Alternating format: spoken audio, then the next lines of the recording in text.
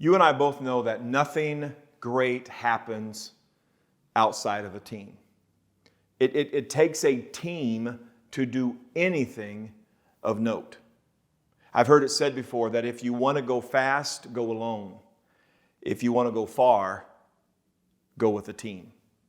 And what we want to talk about in this series is simply how to be a better team, how to be a better team. And what we're going to talk about, if you are an operations manager, this is going to apply to you. If you're a plant manager, this is going to apply to you. If you're an assistant plant manager, a group leader, a business owner, a line worker, a stay-at-home mom, all of these points that we're going to talk about today, you can apply as it pertains to building and being a better team.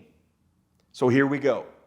The first part of being a better team is you need to be a person that others will follow.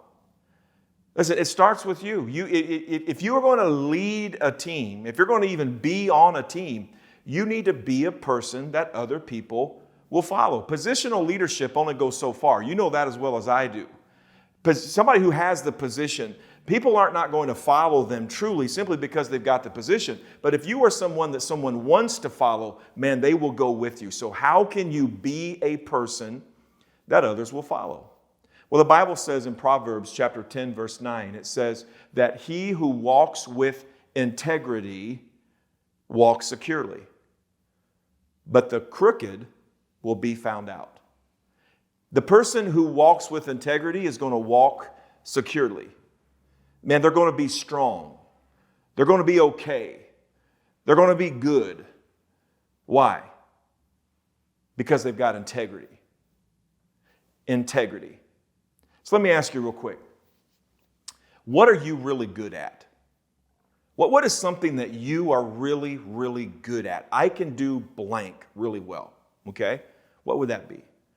What is something that you know? Something that you know so well that if someone was to come up to you and say, hey, how do I do this? You would just say, do this, do this, do this, do this, and you'd hand it to them. You know this. What is something that you've studied? You got a degree in, what's something that you know? The third question would be this, is who are you? If someone was to say your name, what would other people think? What would other people think about you? Who are you? Your character. You see, the Bible says a person who walks with integrity walks securely. Not necessarily someone who knows a whole lot. Maybe someone who doesn't say necessarily someone who can do a whole lot. It says a person who is a whole lot. A person who has integrity.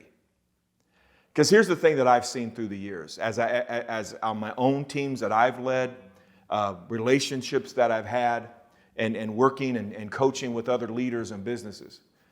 This is what I've noticed. Who you are will eventually trump what you know and can do. Who you are as a person at some point will outweigh what you know or the lack of what you know, what you can do or the lack of what you can do. Who you are eventually trumps what you know or what you can do. So because of that, you need to be a person of integrity. And as I look at integrity, there's four characteristics, four qualities of a person with integrity. Here's what they are. One is humble. The second is honest. The third is hungry. And the fourth is hardworking. Humble, honest, hungry, hardworking. The first one is humble. To me, humility is simply, it's not forgetting about your needs, but it's also thinking about the needs of others first. Walking into every room and saying, how can I help? I have never heard these two phrases together. Billy is so humble. Man, I can't stand that guy. I've never heard that. Debbie is so humble. I don't want to be around her. No, humility attracts. Pride pushes away. Humble. Walking into every room and thinking, not how can I get them to help me, but how can I help them? Humility. The second one is honesty. Man, this is massive. Honesty. The happiest person I know also just happens to be the most honest, and also happens to be the person outside of my wife and my children that I want to hang out with the most. It's my dad. You see, my dad, I remember whenever I was a youngster being up around Concord Mall, and I think there was a Kroger or something, and one time we walked outside and I was pushing a payphone. If you're young, you don't know what a payphone is, you can Google that and you can see it on the internet.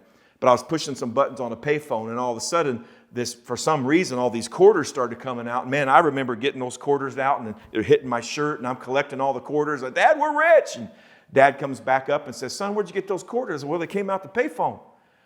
And I'll never forget this. He said, son, those aren't our quarters. And I said, well, they don't belong to Kroger. You know, they don't belong to the payphone company now either. They're mine. He's like, no, son, they're not. They belong to the phone company. He said, I want you to hit 0, pick up the phone, and the operator will answer, and I want you to tell her what happened, and she'll tell you what to do. So I was like, all right. And I hit 0, picked up the phone, and say, hey, I'm Kevin Moore. A whole bunch of quarters came out of your machine. You don't want them, do you? Yeah, and they did. And so all of a sudden, I started to put the quarters back in, and I'll never forget my dad, as he was putting quarters back in, looked down at me and said, son, always tell the truth. See, my dad is somebody that I love hanging out with. Why?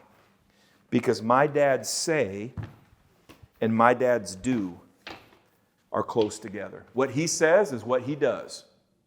And because what he says is what he does, listen, I don't want to leave this relationship. In fact, it's very hard for me to leave this relationship, and I don't want to because I got a seat right here, and my dad's really close to me when I sit down. But if someone has a life that their say and their do are very far apart, it's very easy for people to come in and out of that relationship. And when they do stick around and they sit down, they don't feel very close. Why? Not because they're not talented or because of all the things they can do. It's because they're not honest. My dad is somebody that I love being around. I will follow him anywhere. Why? Not because he's gifted and talented, because he's honest.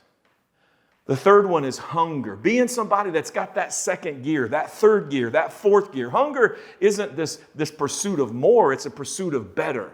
There's something very good about that. And then lastly is hard work. I heard this saying one time, whenever you find good luck, you'll have work clothes on. You see, the Bible says that a person with integrity walks securely. And if you want to be a person that other people will follow, it's not going to be about what you know, and it's not going to be about what you can do. It's going to be about who you are. Because at some point in your life, who you are will trump what you know and what you can do. So on your downloadable PDF, I encourage you to download that and look at it. There's going to be some Bible verses. There's going to be some principles. There's going to be some questions that are going to help you dig deeper and begin to find where you're weak, where you're strong, and how you can become a person that others will follow. Because if you want to be a better team, you need to be someone they'll follow.